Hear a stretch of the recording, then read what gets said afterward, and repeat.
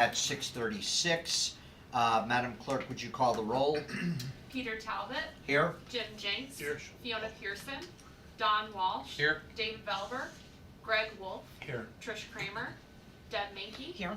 Lou Tedisco. Here. Quorum is present. Please rise and join me in the pledge. I pledge allegiance to the flag of the United States of America and to the republic for which it stands, one nation, under God, indivisible, with liberty and justice for all. So we have one agenda item tonight, which is the review of the 2026 Town Manager's Goals and Objectives. We have those in front of us. So I know I sent an email out to the council, and I wanted to get everybody's kind of, perspective as to what their individual goals and objectives were, and what our collective council goals and objectives should be, just to make sure that this document mirrors what, or reflects the things that we want Sean to be focusing on, and making sure that there's not too much on his plate, understanding that there are things that pop up from time to time that consume quite a bit of staff time. So I think we'll go kind of round table to begin with, Sorry, Fiona's here. and we'll pause for just a second as Fiona Pearson is, You want us to talk about stuff that's in addition to this? yeah, let's talk about, council goals, and then we'll come back to this, make sure that these align with what we're thinking, and then, if there's anything big that we've added, try to pare these down so that we're not putting too much on the plate. Welcome, Fiona. Can you hear us okay? So we just literally kicked off, and we're gonna kind of do throw out any things that that council members have for ideas and goals that we have as a collective council, and how do we incorporate those with Sean's goals and objectives, so that we make sure that his goals and objectives reflect the things we want him to be focusing on. So, Greg, did you want to kick off first? I know that we talked about it. Yeah, sure. I guess I have two that I kind of want to focus on, whether it be something that Sean does or something we as a collective group take care of. First, I just want to make sure that we as a group focus on the West Main Street Business District and make sure that keeps some momentum. However that looks, I realize that's mostly a planning and zoning kind of thing at this point, but whatever we could do as a group that can kind of keep that fire lit, I think it's a huge potential growth for this town, and that supports me. So my other one is how, again, I don't necessarily know if this is a Sean thing. I would like to create or expand current commissions to include a cultural affairs commission or group in town. Something that, a group that can kind of coordinate any sort of, as mentioned, arts and culture, with the band shell coming online and ball and socket ramping up. There's a lot of potential for that kind of things that needs to be managed. Again, how it eventually plays out, we as a group can kind of figure that out, whether it's expanding on existing commissions or creating a new commission. Again, just throwing this idea out. It could serve as a group that kind of deals with public art, whether it be murals in town, public events, managing grants that come through the town for the arts. Kind of will work to market that part of it, and drive the economic development part of the arts in Cheshire. So I just wanted to toss that out there, and whether it's done this year or next year or the year, like, just want to make sure it's on the record. Sure.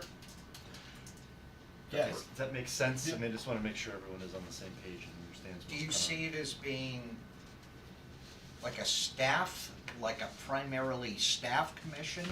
Or is it primarily like becomes a new board and commission? Or maybe you haven't fleshed it out, so I don't Well, mean to there- put you on the spot. No, there could be a million different ways to do it. I used New Haven as kind of a model. They have a pretty robust one.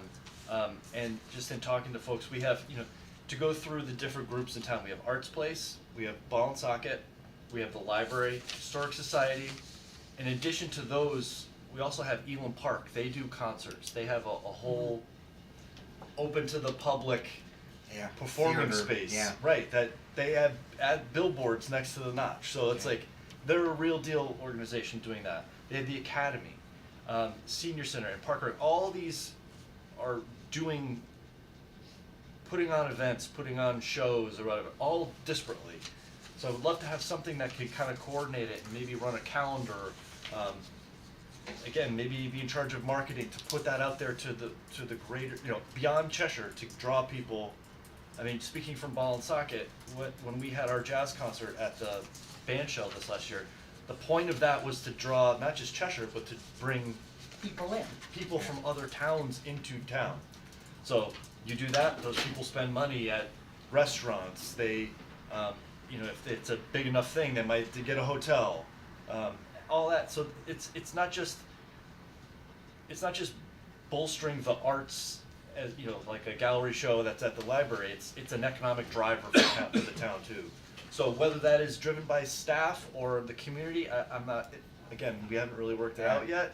Don't we already have like a committee that we could kind of, Well, That's what I'm saying. Performing in fine arts. that could but- almost kind of Yeah, bring, it sounds to me, sorry, Yeah, I mean, go. but I think similarly, I was thinking it sounds like maybe either reasserting the charge, changing the name potentially if you wanted to, but of the Performing and Fine Arts Committee might be a good path to go. That's an 11-member committee. It has representatives from Ball and Socket, from Arts Place, connected with I know Westmead Music, Katie Gianvitro's on that as well. Yep. And it might be a great place to start, and I think I was pulling up while you were talking there, their charge is the committee shall coordinate activities by fostering cooperation among visual and performing arts groups and encouraging participation, support, and preservation of arts in our community. It seems like it's in a similar vein, and maybe we could, but at sort of the council's direction per se, or asking, could say, hey, we'd like you to expand what you're doing and maybe consider X, Y, Z. Or and change your some other role, and things. that's, I think yeah. it might be a good path to start with. After Greg and I spoke, I did go online and take a look at their minutes. They seem to be very centered around Arts Place. Right. And Which kind of so, evolved out of that committee, Yeah, I think, originally. exactly, if I so, recall. okay. Maybe expanding their charge a little further would accomplish the same goal, Right. yeah. I just, there's a lot going to be happening, that we want to happen in town, and I Yep. want it to be supported and. Yep. Well, and it's a nice parallel because we did move, if you recall, I guess now 2 years ago, or 2 budgets ago at least, Arts Place used to be supervised by the library. We moved that to Park and Rec. Right. And because of that, I know their meetings have both an Arts Place report, but they also get a report from John Golick in Park and Rec, and he attends some of their meetings, and I know ultimately supervised by Andrew as well. But that's a nice tie-in with the band shell, because ultimately, band shell and future operations and support is something falling under Park and Rec, and could be kind of coordinated then also with the further advertising of that and coordination of those activities and events, and makes a lot of sense now that John's tied into performing Yeah. fine arts also. So That makes again, sense. how it works out, that's, Sure. I think in the first one, and I will say at the outset, I tried this year, and we can expand all, these are all, rough drafts, some of them are just built upon what we had before last year. But this year, I did make more of a concerted effort to try to prioritize them a little bit within each category. There are, I think, about 30 or so different objectives on the existing list. We don't need to go through them just yet. But the third one under economic development and general government is support the development of the West Main Street Business District by supporting the advancement and Yeah. implementation of a form-based code. Agree, there's a big, obviously, P and Z overlap there, but there are, between the grant that Andrew is working through with respect to the bar planning grant and other future activities down there. I think we did try to move this up. I know when Andrew and I were meeting to have that as kind of third on this list. Again, we're not trying to, it's hard to rank them all, but it's also kind of hard to have 30 different priorities. So you kind of have to naturally say, well, if we get to November and we're reviewing how we did, did we make the most progress, I hope, on the first 4 or 5 of each of these categories. So I think to that effect, I do agree. I think West Main is a key priority for the town within that category. So I certainly support keeping it there. To that point, and that was gonna be my follow-up, because that's on here, but it just talks about the advancement and implementation of a form-based code. Do you wanna see it broader than that, or? I guess it all kind of, there's a lot of genesis around that grant that we had done. So what that grant did is it provided a study that the form-based code was part of it. Yeah, But there was also ideas for traffic, there was ideas for, Signage, landscaping, green Yeah. space. right, Public so art. it was a more of a like an all-encompassing development for the whole district. Whether that district winds up being too big or what, according to some people, that's debatable, but for me, it's the making sure that we as a group and a town have focus on that area and see it develop as we want it to develop, not as a disparate, this develops and then this develops. The idea is to make it a district that's cohesive and feels like it always existed in a small New England town, instead of, unfortunately, how Cheshire is now, there's 4 or 5 or 6 Different different little pockets, spots, yeah. and they all and look that's, different. when you did your presentation, Andrew, that's what you focused on, was making sure that Right. we're doing something to make things uniform down there and not just kinda hodgepodge. And now is the time that we have, like, the development is just beginning to bubble. So rather than let something grandiose happen and then be like, oh crap, now what do we do? Yeah. Let's think about this now, before the train starts to really barrel down the tracks and we can't do anything about it. Or at least discuss it. We might not be Yep. able to do anything about it, but just let's discuss it. And in addition to that, and it's something else that I know other folks want to talk about as well, it's just figuring out the traffic through there and public transportation through there, how that, again, it all ties together. Yep. So that's pretty much all that I've got. Where do we stand, where does the multimodal stand? So I talked to Mike Glidden about that today, just really briefly. They are ready to kind of they've gathered all their information. So I think now the next step is to come to us and kind of explain where they are from there. And I think that we as a multimodal subcommittee will start to talk about that. As far as the details, I don't know. So, Sean, should there be something along that vein in number 6? The sustainability and transportation energy?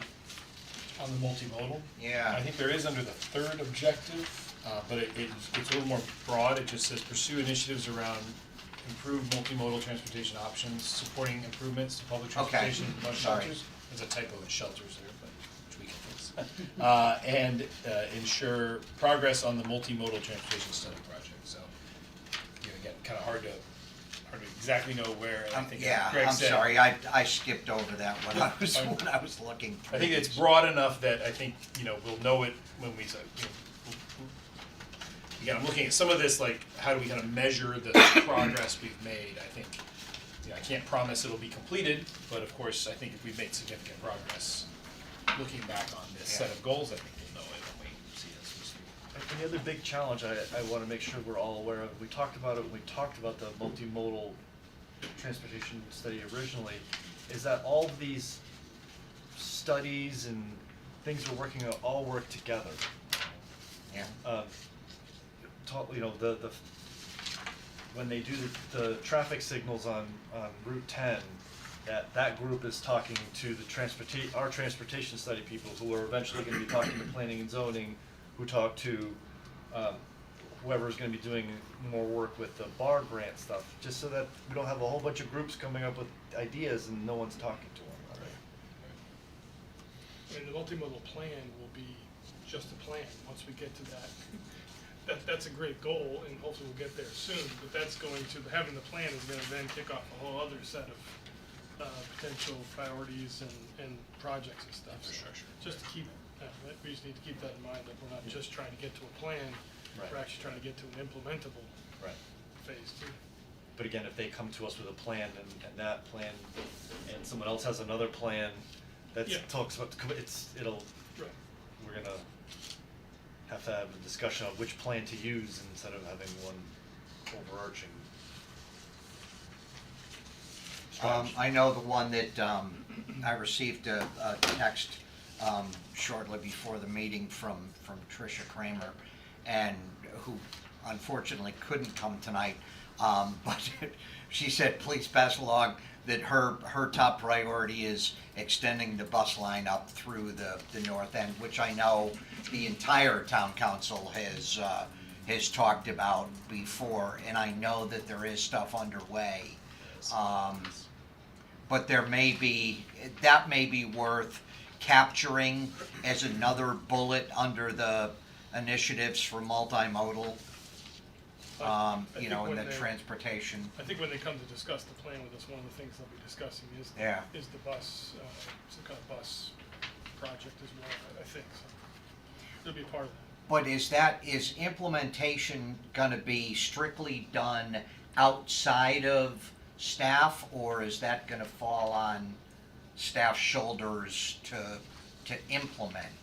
In other words, their multimodal is coming up with a plan, but are they, who's gonna work with DOT to make it happen? Yeah. That's kind of what I was referring to, like if we're gonna have someone doing a multimodal plan, and I think that they have discussed it with the DOT, but to make sure all those groups are Yeah. talking, instead of, we have one group that's making a plan, the DOT has their own thing going, and then we have this bar grant, there's another set of consultants working on that, and no one is discussing it. Just doesn't seem. Right, so town staff, the multimodal transportation group, and then CT Transit all met actually in this room. So CT Transit's plan is integrated into the multimodal transportation plan.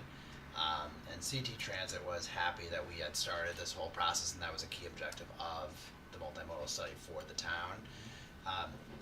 As things happen, it's going to obviously take some time, but it is one of CT Transit's priorities of bringing bus service to the north end and developing that transfer point there.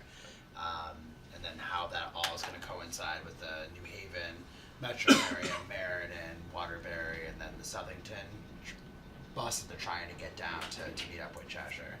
So, but again, I think. Yeah, so as a deliverable, it would just be tracking the steps that we're making in regards to what Greg is saying, merging all of these existing, and as Andrew is saying, all these existing groups, and what are the steps. We realize we may not have a bus line in place a year from now, but we can at least track, and we can ask Sean to track, well, what have been the steps, what have been the conversations with all these various groups to ensure that's a particular deliverable that is a priority for all of us. Yeah, and that's kind of a good segue, I think, to what we were saying earlier. I know Peter was referring to the total number of goals and objectives and they are referred to as the town manager's goals and objectives, but I think clearly, and I'm kind of building on Fiona's point, these become the goals and objectives, many of these, for our various departments. And so, Yeah. appreciate, the plate conversation as well, how much we're all kind of trying to row in the same direction on multiple items. But it is helpful to have these items on there that become, part of my job is to make sure that planning or engineering or, through either Andrew or through the department heads are working on the things we want them prioritizing. And again, also respectful of their day-to-day work, their staffing of their commissions, their applications and the things they have to do in town, but, but when they have that additional bandwidth to work on these other items, we wanna make sure they're working on the things the council wants them working on. So, this is the And, vehicle. yeah, and that's why I wanted to, talk about this one, because if it is, and I asked, is it gonna fall on you and staff, or is it, gonna be handled primarily outside? Cause I don't wanna put, say that you're responsible now for, bus line to the north end or whatever, and it ends up becoming a huge undertaking for you. Yeah, I think the bus lane itself, ultimately, right, we don't have the authority over it, but we can Right, push, and we have, and I think work in concert with them. We know separately bus shelters were listed. We've gone through some work with our engineering department and also Elam Park on some potential bus shelter. That's just the physical structures, like we were looking first at Cook Hill, at the Harrison Road intersection there, and working on, some of those are all kind of part of the public transportation system, right? Not just the bus loop, but where you can sort of safely and reasonably access it. So it's a multi-pronged effort, and I think keeping that category on there that allows me to tell and reinforce that the council wants to see this, it is helpful, so we can have multiple departments working in concert. But I think the actual approval of the transfer hub in the north end at the commuter lot is obviously a CT Transit initiative, but we will continue to push for that however we can, and as we have with our legislative delegation and requests in the past too. So.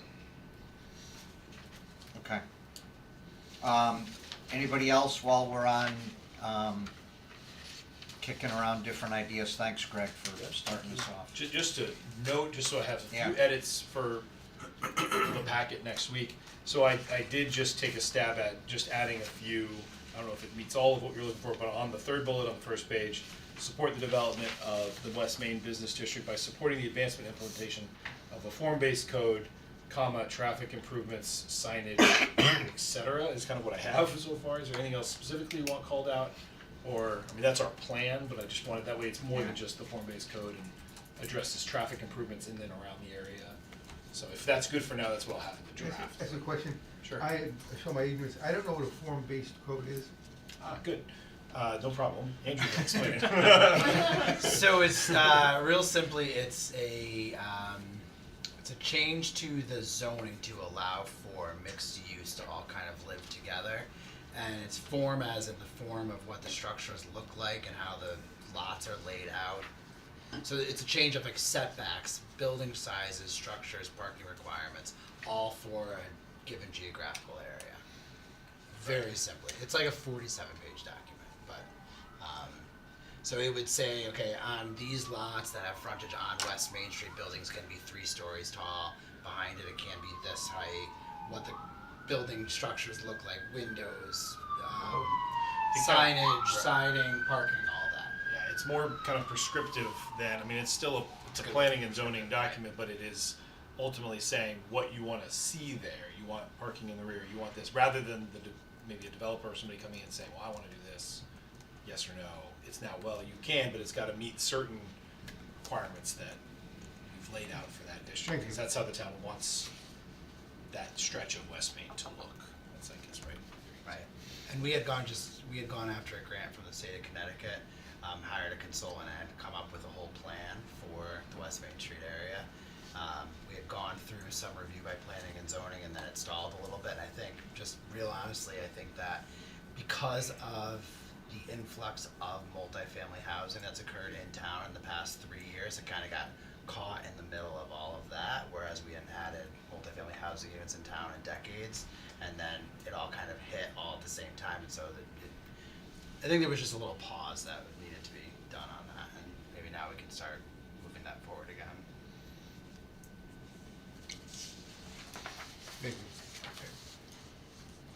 Fiona, do you have anything that you wanna kick in? But that shows not anything to say at all. Yeah, so, the ones that I had highlighted, one in terms of under economic development, just kind of starting at the top, developing a plan for the future of the Chapman and Darcy School building properties. That's clearly something we need to prioritize this upcoming year. Number two, the evaluate and pursue appropriate open space agricultural land and update the town's open space master plan. I know that's something that we have been pursuing and we've been working with John Galwap with. So those are two that are important for me in terms of that first area. Moving under recreation, we do need to think about the pool. Recreation, the pool was an area of priority for me also in terms of at least long-term planning. Creating a master planning process, and so that's something that's a priority for me. And then we've already touched on in terms of under sustainability and transportation, the public transportation and bus shelters and the multimodal plan. Those were two areas in that area. And then smaller, but it's still there, I'd like us to continue supporting the food waste diversion program for our schools. So that's under sustainability. That was under the first key objective as one of the sub areas, but continuing to think about how we're going to move forward with that. I know that the state is still determined. You know, there are grants, and I know that Vincent and Emily had applied for that grant, the DEEP grant, and Andrew, you would really help them with that. And we didn't receive it this year, and I realized there's a lot of competition in terms of what's going on. There are fewer resources available than need at this moment in the state, but that's something I'd like our town to continue to highlight, just because we've been very forward thinking on that front with our school diversion plan among like and similar communities. And so I think that's something I'd like to see us continue to support, because long term that is going to sustain us and serve us in ways that are important financially and in terms of what's right for the environment. So in terms of the food diversion program, though, I think that would fall more on, should now start falling under the Board of Ed's oversight, because it is a school issue.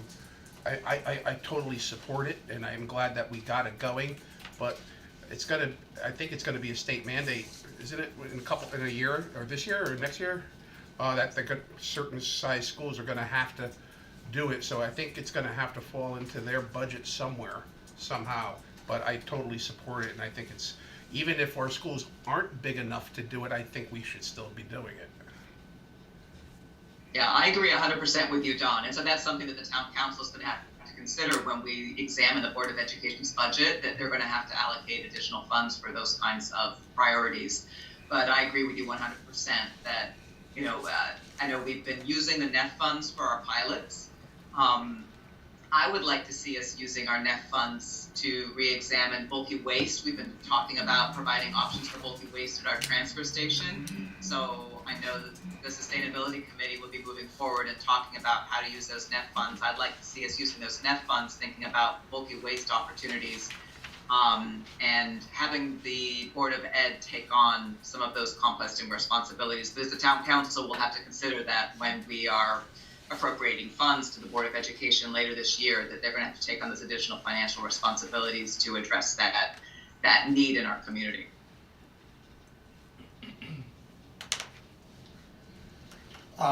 Anything else? I have a Yeah. couple things. First, I mean, under economic development, I'm kind of surprised that there is no mention of the North End property that we still have, I think, a year plus left on that. And it's probably one of the most important pieces of land that we still have that can be developed for economic development. And although, you know, we did get pushback from some neighbors, there are other options, and I don't understand why it's not even on here. I mean, it should be something that we should be looking into, and you know, I know Representative Lenahan had said that she's going to, she already has the vote, she said, that they're gonna push to get part of it as environmental conservation, which is, you know, I mean, part of it is not buildable anyway. But I think there's a good part of that property that we need to really look into, since this town has spent so much money in bringing the infrastructure up there. It would be a shame to not take advantage of it, so, I think that should be on there. I think we need to really decide, maybe create a committee or something to decide how we can use that property. Yeah, so I mean, I guess quick response on that. It was the number one item on economic development in the last year's goals. But I think, in order to have it, I just need some direction as to what the council's looking to do. It was on as a goal that said oversee the selection process for the RFPs seeking development proposals for the 58-acre DOT parcel conveyed to the town. So we completed that. We did that. Again, the outcome is the outcome, but now we have to. I think there's been a lot of talk of different ideas, and I know that came up a little bit when Peter and I met earlier today, just talking about some of the.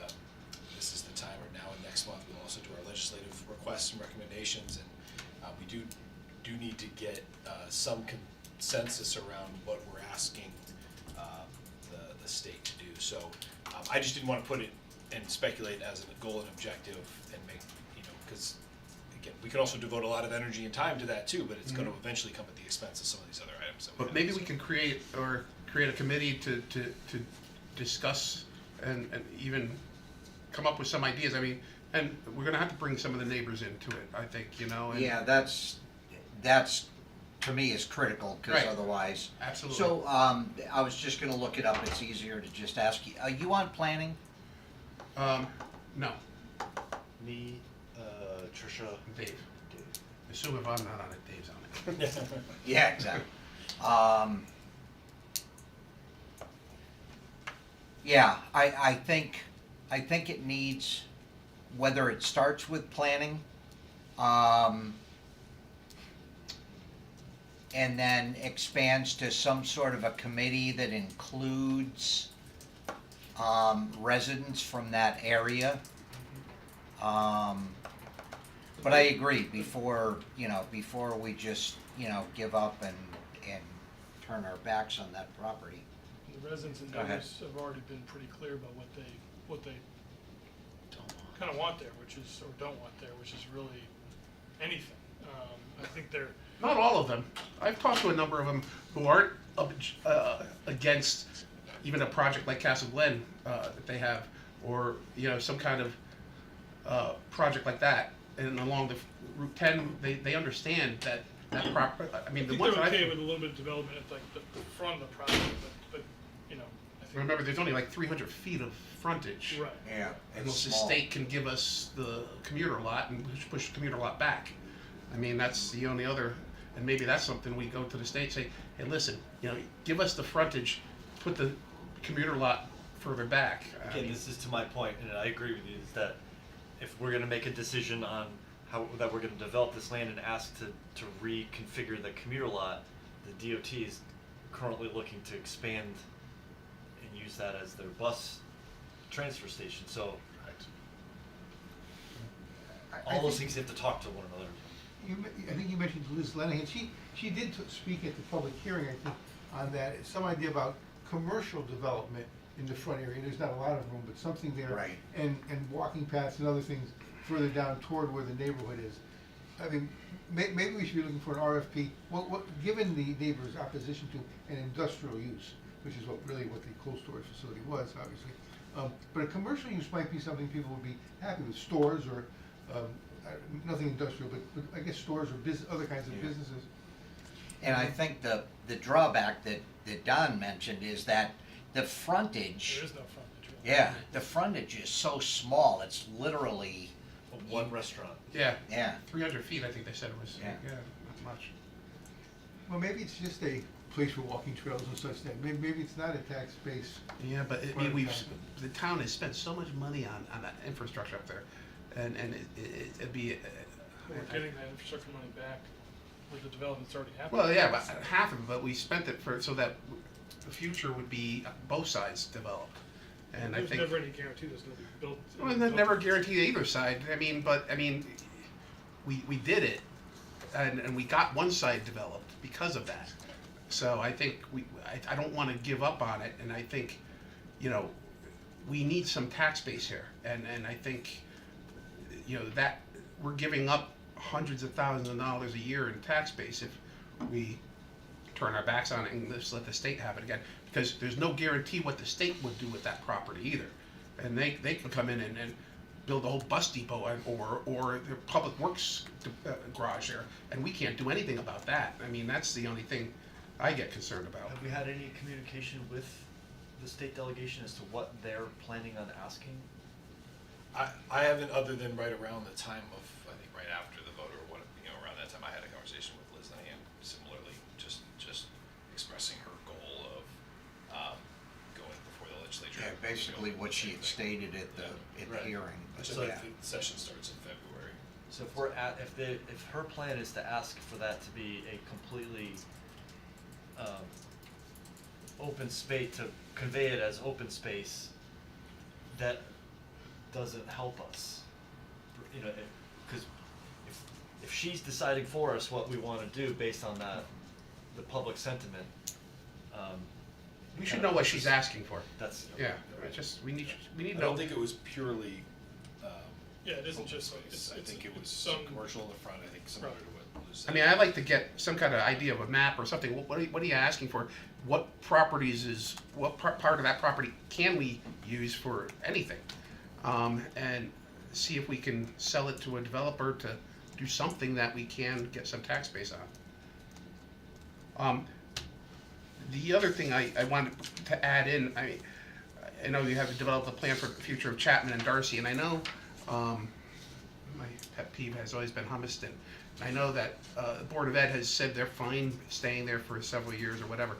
I think we're gonna need to get some kind of comprehensive study on what the cost of keeping that building open and making it. I mean, I know that it's gonna need a roof, I think, within the next few years, which is a slate roof that could cost millions of dollars, and, you know, eventually are we gonna have to put an elevator in to make it ADA accessible?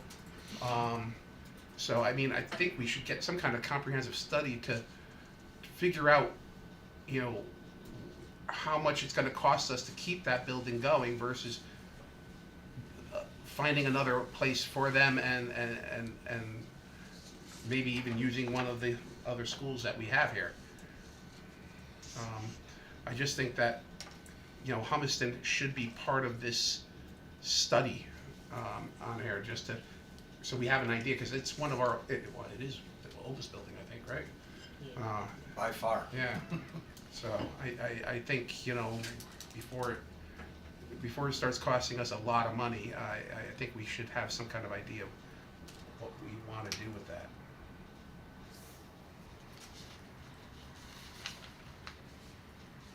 That's all I had.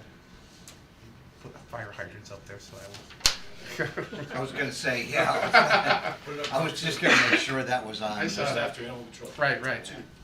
Oh, and that's the other thing, with the animal, I know we discussed, and I think we said, you know, whether we have a separate group for the animal, but I mean, if we're good, like, kind of like with the performing arts group, maybe give the public safety a task that they're to oversee that end of it too, to make sure that that's part of their purview, so that they understand that they should be checking into that part of the. Yes, that's something I know that Chief Trogner is discussed with him, and he's supportive of that, something like that. So I don't know if that would constitute its own Yeah. objective, but I think But that could go, yeah. that it's part of the overall plan there. Anybody else while I jot down a couple quick notes and. I just very modest, I'm being one of the new people here, I just tread very slowly. But one thing that I was looking at things this morning, and it's on Sean's new objectives also, is, no, I lost it. Yes, identify opportunities to expand communication with the public, utilizing website features and social media messaging and a monthly newsletter. You know, especially since we do not any longer have a local newspaper, which everybody misses, and maybe there'll be another one someday, and maybe not. But something to expand the ability to communicate with the public about what different town entities are doing would be a good thing, I think. Keep people involved in understanding what government does, and I know that you talked about that, Sharon, when I had my visit with you, and Andrew, we talked about that quite a bit. But I think that's something important, and now we have a new employee that's working on that, so that's. Yeah. Her and I met on this today, actually. Yes, the wheels are in motion for potentially as early as, assuming it stays on here as a priority, because I have heard that same feedback, I think, from the council throughout the year and years, for all the reasons you said. We're looking at potentially a February launch. We'd like to time this where the newsletter would come out right around, I think, probably the day of each council meeting. It kind of would become part of where the town manager's report is. The council kind of sees it first, and then it's kind of launched that day, so each month. Hey, we're working on some of the details, but we do have various sections that are both kind of events based. It's, again, I mean, managing expectations. We can't replace the Herald, like you said. We don't have reporters and editors and all the things. We have one person who this will be 20% of their workload, but we are asking departments and to submit, their events, their highlights, employees of the month, and but also some educational pieces on, we want to make sure it's launched before the budget, so we can have some sections on the budget and budget timeline and how the process works, and when public hearings are called for, and how these things, there's little sections of it that if people want to dive in.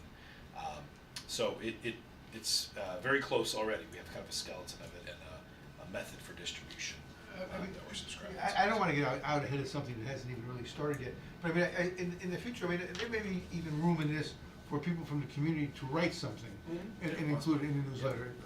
Different organizations to say something. Yep. I mean, that's down the road. Yeah, we probably. talked about that actually a little bit today. It can get a little tricky with in terms of regulating the speech in terms of some of the things that come through. But yes, we've talked about that, and even in promoting or having maybe a corner for the chamber to put something out, as opposed to maybe at the risk of publicizing only individual businesses or things like that, but having maybe the chamber spotlighting certain things or other things. So all of that, I think it'll be an evolving process. I think it's.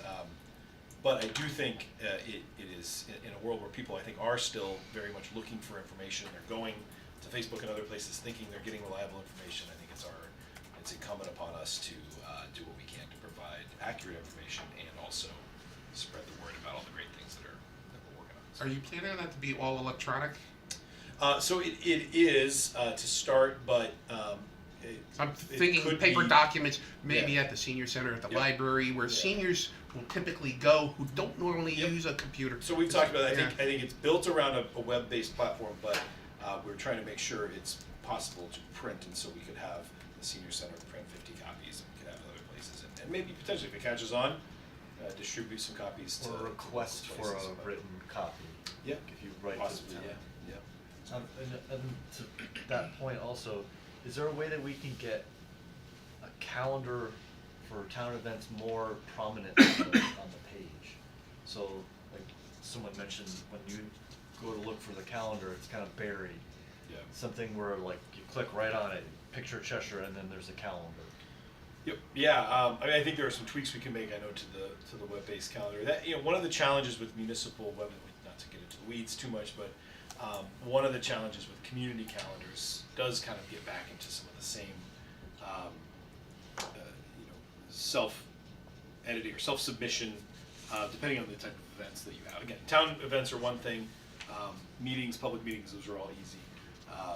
When it's other community events, private organizations, kind of saying yes and no to who gets their stuff on there can sometimes be a challenge. Towns have experienced that in various lawsuits and other things. But not to say we can't, again, simply tweak our calendar. There's different modules within the Civic Plus software that can allow for some more use there.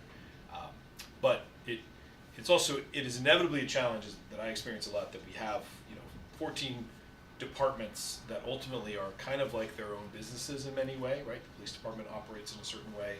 Park and Rec has their own software for registering, and it has a calendar. So interfacing and duplicating a lot of the things can be a real challenge, because The library has a great webpage, it has all their events on it.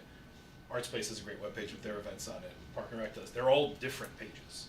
And I wish it was as easy as just kind of pulling them all together. Integrating them, When I go to my annual conferences, there's plenty of startup companies that will claim they can aggregate all of that with AI and pull it into a thing. And I've seen some that are okay and some that are pretty wonky and they don't look any better than it did before.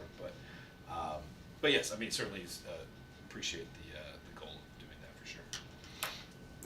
One other thing, very briefly, evaluate and pursue appropriate open space, agricultural, land preservation, and acquisition opportunities, and update the town's open space master plan.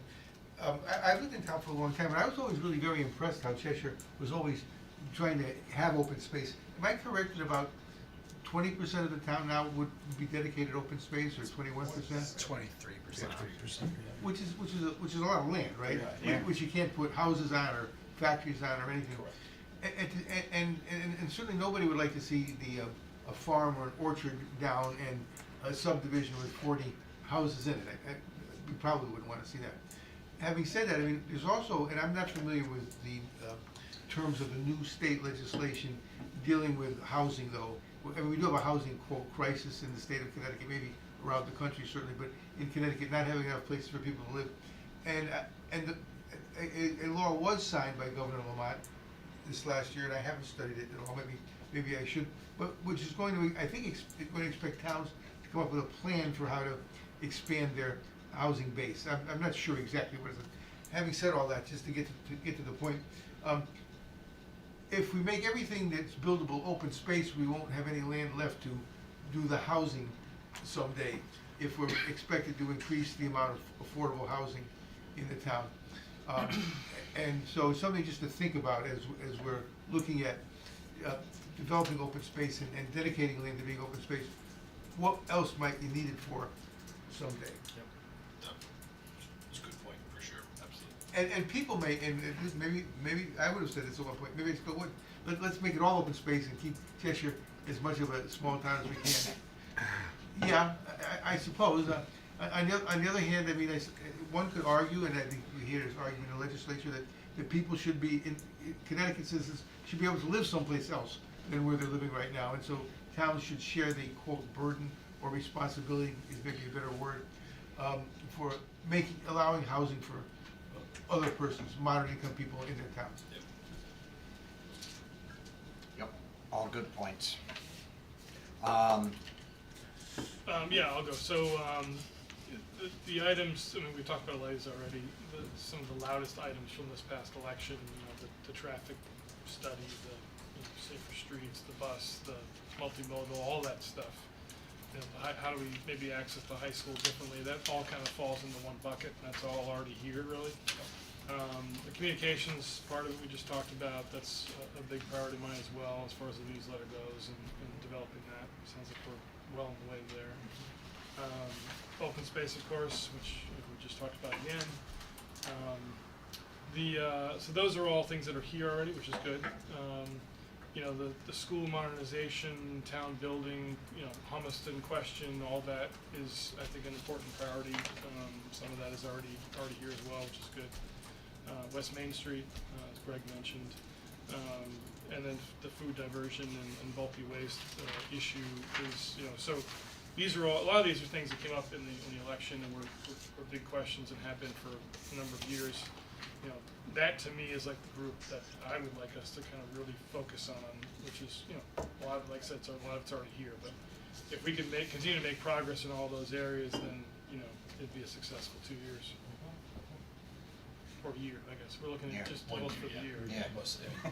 Right, and I'm meaningful thinking in progress. terms of regime. Where we are 2 years later, yeah, okay.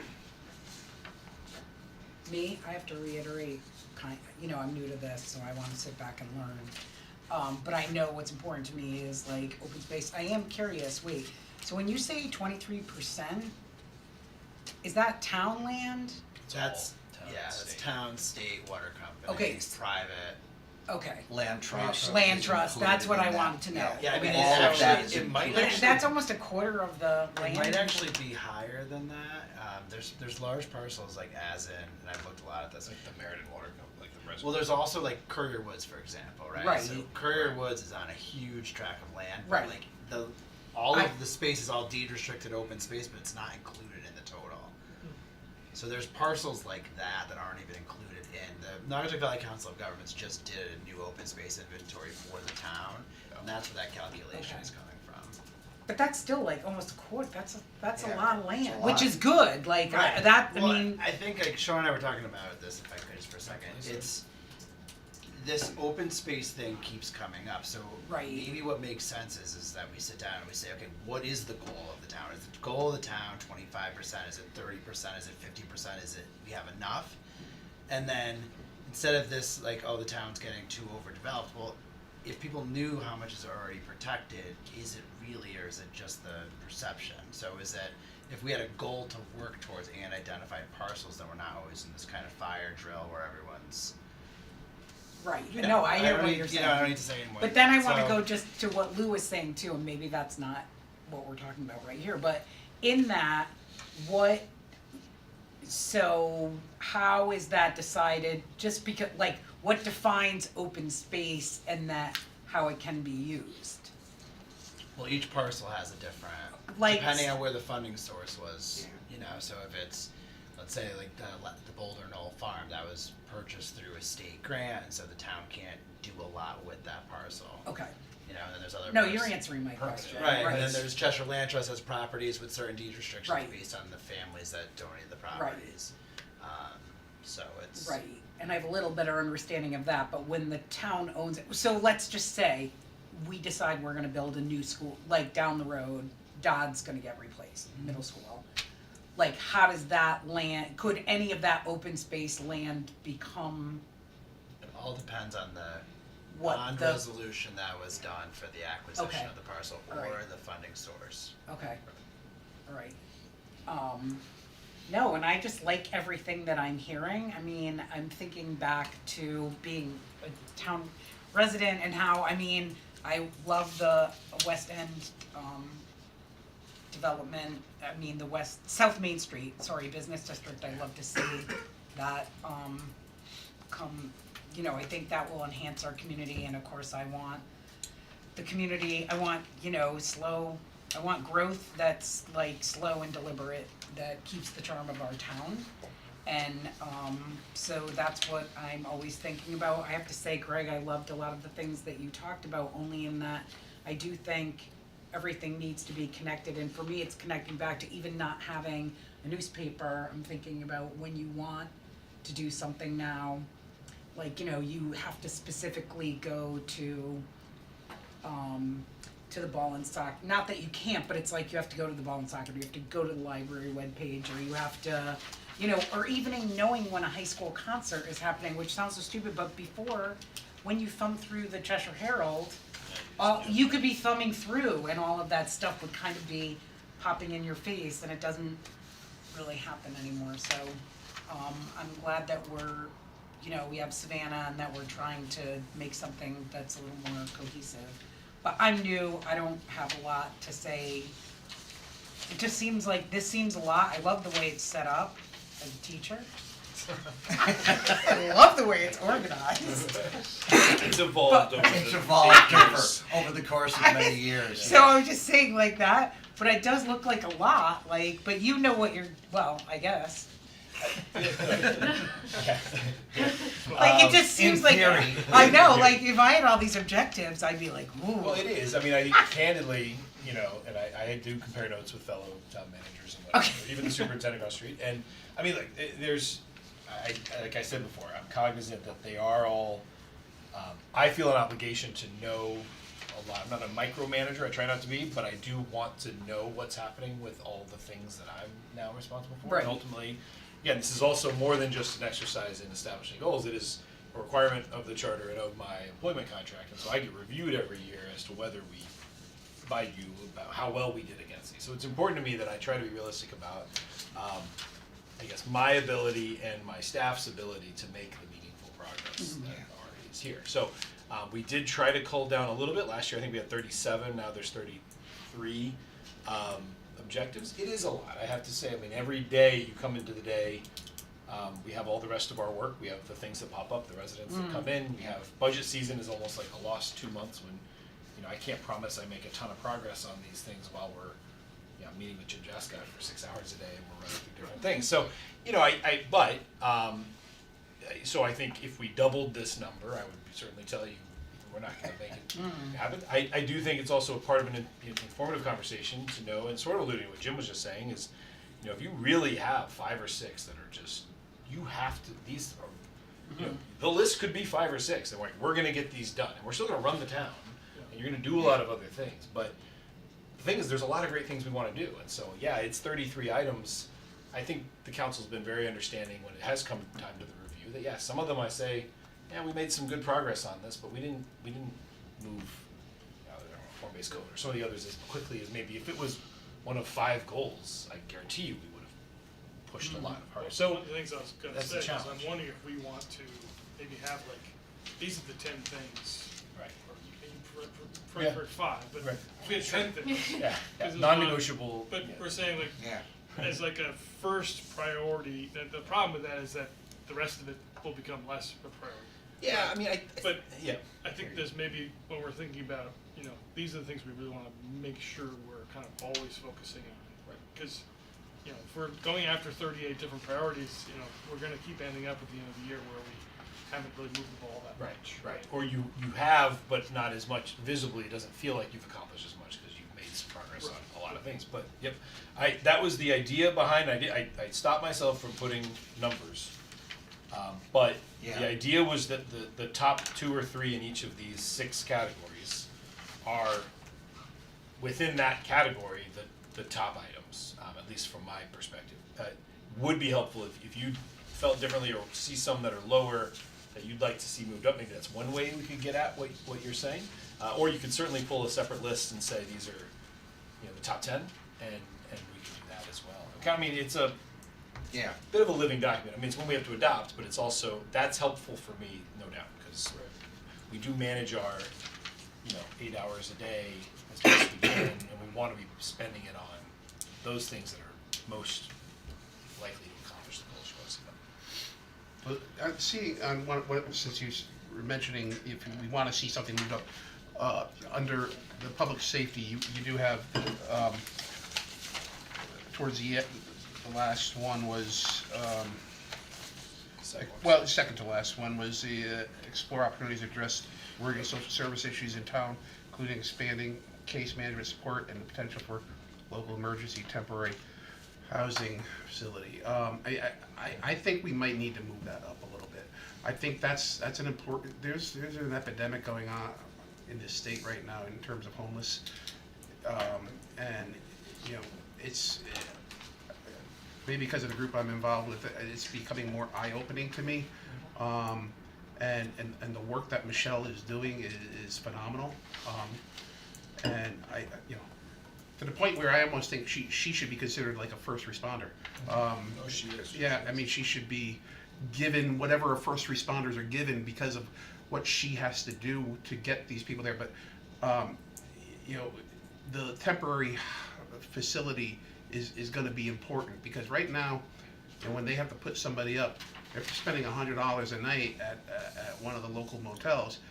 That's $3,000 a month, where you might be able to find someplace that, for half that you could rent for a month, or if we find a facility or a building or a trailer that might not be used in this town. But I think we should keep that towards the top, so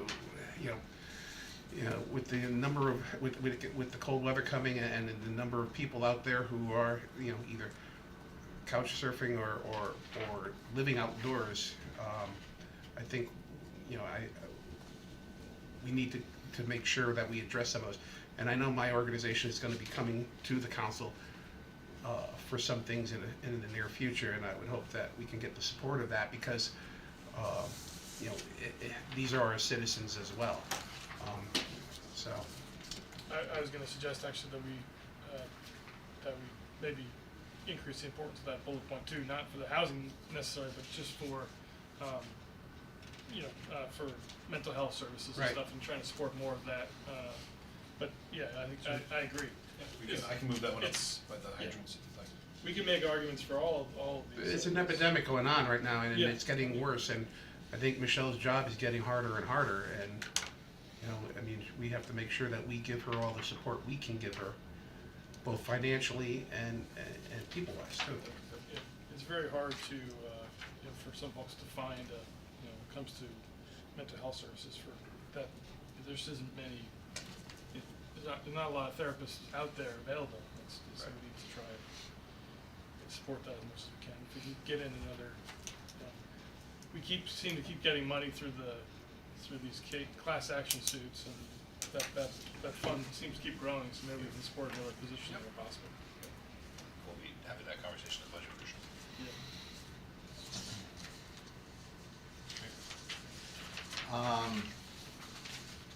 I guess it's my turn, and I just have one.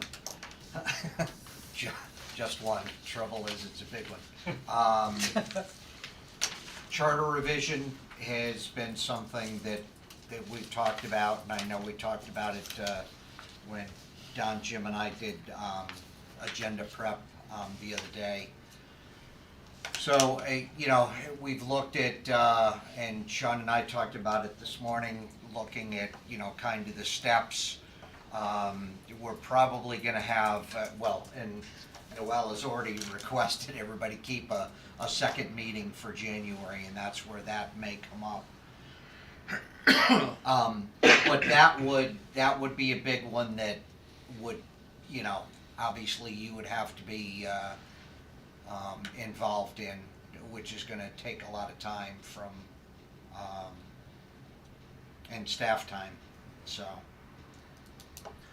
Yeah, by all accounts, the last one, I was involved in charter revision at Simsbury for about a year and a half, and it's definitely a big lift, big staff lift. And then the last one here was, I think, Millennium 2016, 2017. And I knew just before I started here, but yeah, there's a significant administrative component to it. There's a lot, I think, on the town attorney as well, so it's, less of a workload concern. For us, I think we want to just make sure we have the right arrangement with Jeff DeNafro, but yeah, I mean, we're fully committed to doing what we need to do if that's a priority we add on to here. But that would be definitely some more. That's another objective we'd have to fit in there. So unless anybody has anything else, let's go through the document that Sean provided then. So there's a couple things that, and please, Sean, push back if I'm wrong in this, but there's a couple things that I identified that, like, on the first page, the provide assistance in planning and organization of Cheshire's participation in America 250. I mean, I know that you're heavily involved in that. You're the kind of the staff person for Yes. for the committee, Andrew.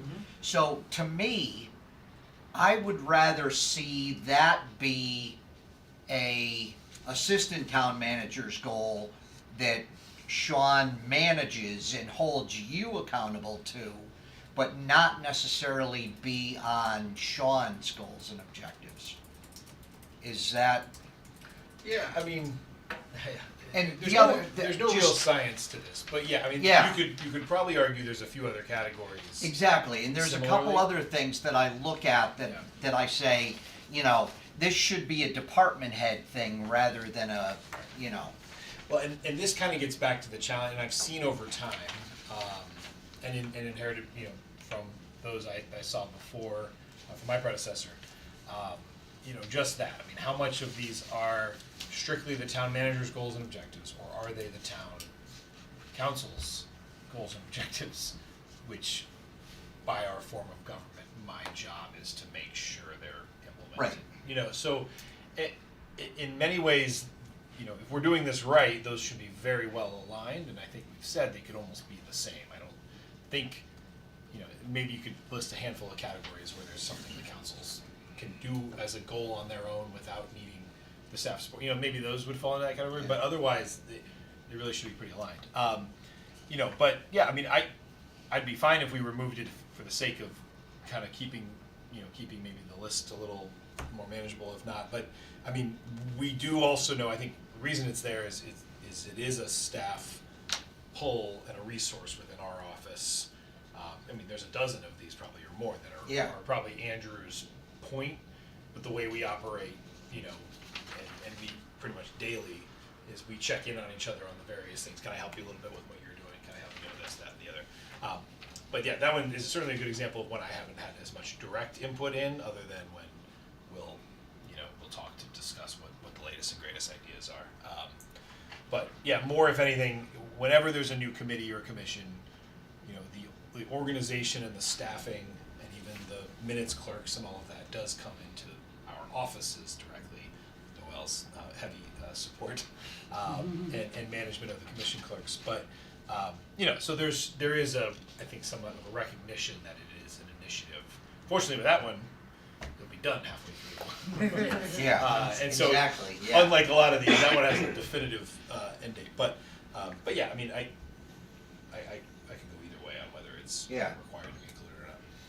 And, you know, just, you know, under public safety, the EOC, Yep.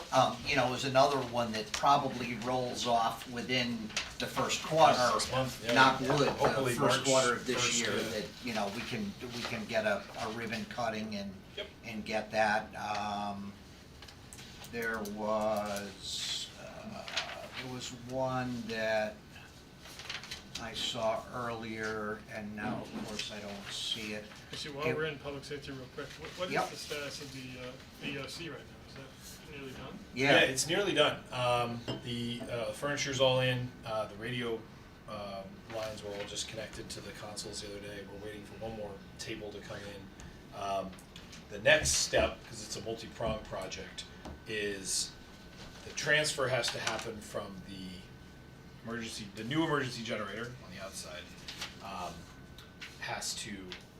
The generator service has to switch from the one that's currently in the basement adjacent to the EOC, the old original internal generator. That transfer has to go over so that now the full building is on the new generator, and then that generator has to be extricated from the building through the side wall thing. And that kind of has to happen because that room is part of the feed into the EOC. But that's all scheduled to happen. They have to take the wall out? Nope, there's a big louvered exhaust or intake thing. It's a big square. If you with the parking spaces that are right up against the building, it can go out through that. Okay. That's probably how we got there. In theory. In theory. But yeah, but it looks great. Happy to give folks a quick tour. I love going down there. I just went down there this morning just to look at it. It's got a big wall of TVs. It's got the big. Don't hope for an emergency. No. Yeah, exactly, That's what we're yeah. hoping. It's like a snowblower. We had this type of meeting. It has a big web cam soundbar thing that's installed on the top of it too for streaming and stuff. So I think we'll be using it for a lot of things. Hopefully not emergencies. Yeah, exactly. Does it have a separate air handling system? It does. That's what I thought. I think. It has a Mitsubishi mini split, so it heats and cools from a heat pump. It's a great room for us to have, instead of using this for some of our meetings, like if we do a strict meeting of executive session, Yeah, it's good. you know, that's a perfect room to do that in. Especially when the heat's blowing in here. It's very nice. Yeah, exactly, yeah.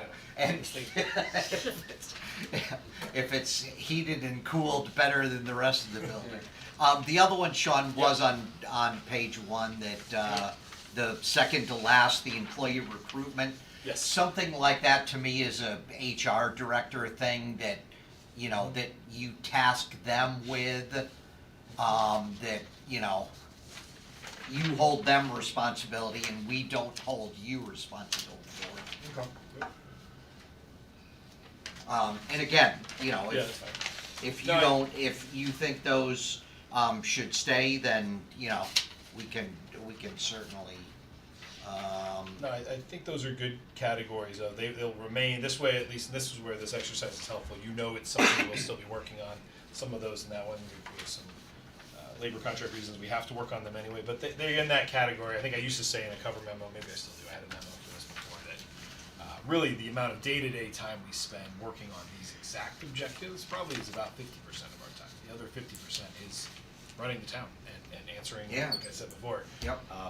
constituent challenges, staff challenges, employee recruitments that pop up that you don't know. You know, we didn't have recruit a new police chief on the goals and objectives last year, but Yeah, we had to exactly. do it. And, you know, Right. those things pop up. They take time. You have to interview. You have to do all. So they, you know, I think that recognition is just always helpful. That it is, you know, we prioritize these and we get to them as best we can. It is about 50%. It's not 100% of our time, unfortunately, which it was. and that's why I think this is a good exercise to incorporate, council's objectives, because then, you know, then it is aligned, and we can look at, you know, what's important to us and the other stuff that, Is there a way that we could keep a list of some of these greater goals that aren't necessarily, to your point, where we're holding Sean accountable, but it's something that we as a group want to keep on the radar?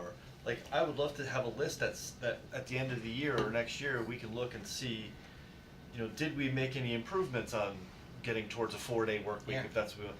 So it's not necessarily holding Sean accountable in his job review, but it's an ongoing list of things that we it's as a almost group- holding the council accountable Right, to keep exactly. keep our focus on these things. Right, so I would like to have some sort of document that we can, so instead of that just dropping off, you know, because when we adopt this next during the council meeting, that's not gonna be on there, right? So when those kind of things drop off, we might forget about it, I guess, at some point, and I don't really wanna do that. I would love to have some sort of parallel list of things that we can go back in a year and look and see what progress we've made, or things we wanna readdress. So I've got 8 things right now kind of on a list, which I think, and maybe if we take this list as a base and take other things that are on this that I didn't capture.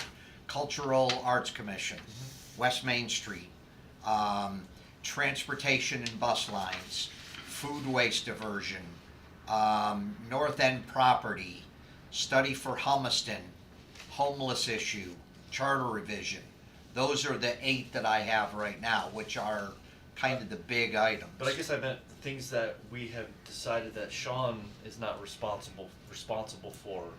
Like, use that as a perfect example, the employee recruitment thing. Yeah, If we wanna take that off of town manager's goals and objectives, I would like to see another list that encompasses some of those things that fell off of this list, that are still things that we as a town wanna take care of. yeah. Yeah, I don't know about taking it off though, because, I mean, there's a lot of things here you could take off if you really want to go into it, because, I mean, you look through recreation, John Golick's gonna do some of this stuff where, I think Sean has to oversee it all, making sure it's getting done and giving it to his, all the department heads to make sure they get their work done. So I think, I think the list he put in here, although these aren't specifically things he's going to do, he's going to oversee to make sure they get done by whoever is in his department head. So I think by keeping him on here, it keeps it in the forefront for us and for him, so that we know, we're expecting this to get done. We know it's not directly his job, but he's got to make sure I agree with whatever you. department head is doing it has to So- do If it was it. up to me, this list would be bigger. Oh yeah, it could be, 75 pieces. Yeah, I think that's the trade-off. I will, and I agree, because I think with some of these, I will say with some of these particular recreation items, for instance, as an example, I do find myself, if I know it's on my goals and objectives, like take the adaptive turf field, I've sat in on all of those meetings after we started the planning and recruitment, only because I knew I wanted to at least see it. Now, I think once we've hired the consultant and they've started a little bit, I don't think I have to attend every planning meeting. I certainly did with Bartland Park South. I kind of took early on. That was one of our top goals. We wanted, and I maybe just personally wanted to kind of be very connected to that. But I think inevitably some of that's just on my own time management responsibility to say you can't micromanage and be on every one of these. But I do try to at least keep close tabs because I know I'll get questions either at agenda prep or from the council during council meeting or, hey, what's the status of this? And I try to know, but it's hard to know all 40 things. You know, Well, at the end of the day, I mean, It's a you're, conduit. It's a yeah, conduit. you answer to us, Right. and all of them answer to you. So I mean, so we want to make sure that the things that we want, Yep. that you have to make sure you. I mean, and it is a time management thing. You have to make sure that you're not putting in so much time on your own plate that you can't get it all done either. So. But can I add something here? Can I say that we don't want to be so specific with some of these things, and I think that's the problem, right? We have how many items, and they're so specific in some instances that it doesn't allow for flexibility for those experiences or expectations that arise unexpectedly 3 months away from now, 6 months away from now. So there are things currently on this list that we did not anticipate being on this list a year ago, or 2 years ago necessarily. So we can't be so specific that it doesn't allow for, transitions throughout the year and flexibility.